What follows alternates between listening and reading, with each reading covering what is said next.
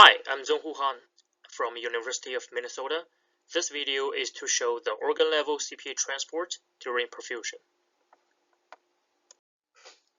The CPA and water transport inside an organ can be described by the Krove cylinder units, where a basic assumption is that the mass transfer occurs majorly in the capillaries. The organ is represented by many identical Krove cylinder units, each of which includes a central capillary and the surrounding tissue cells. The CPA transport in the whole organ can be analyzed by considering such a unit to be typical and representative. Inside the Krove units, the CPA and water transport kinetics are described by the KK equations, as shown here.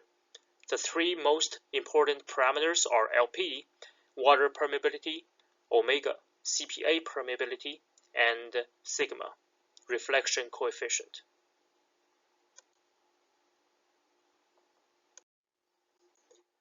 The entire CPA solution usually contains water, permeating, and non-permeating components. Water can go through the membrane freely, the permeating components can go through partially, and the impermeants can't go through at all. For the cells, the three parameters are usually estimated by fitting the volume curves when they're exposed to the two following solutions. When the cell is exposed to a hypertonic solution, the osmotic imbalance will drain water from the cell, leading to the cell volume to shrink. And when the cell is exposed to a CPA solution, the initial osmotic imbalance will also shrink the cell at first, but then the CPA will slowly permeate into the cell, leading the volume to swell back. However, unlike the small-scale studies where we can directly measure the cell volume, it is not quite possible to do so in the organs. Therefore, we tried to connect the cell volume to some perfusion parameters that are easy to measure. For example, resistance. The perfusion resistance R equals the perfusion pressure divided by the flow rate and viscosity. R is inversely related to the capillary radius, RC, which is further inversely related to the tissue cell volume. Therefore, if the cell shrink, the capillary expand and the resistance decreases, and vice versa. The organs are perfused in a temperature and pressure controlled perfusion system.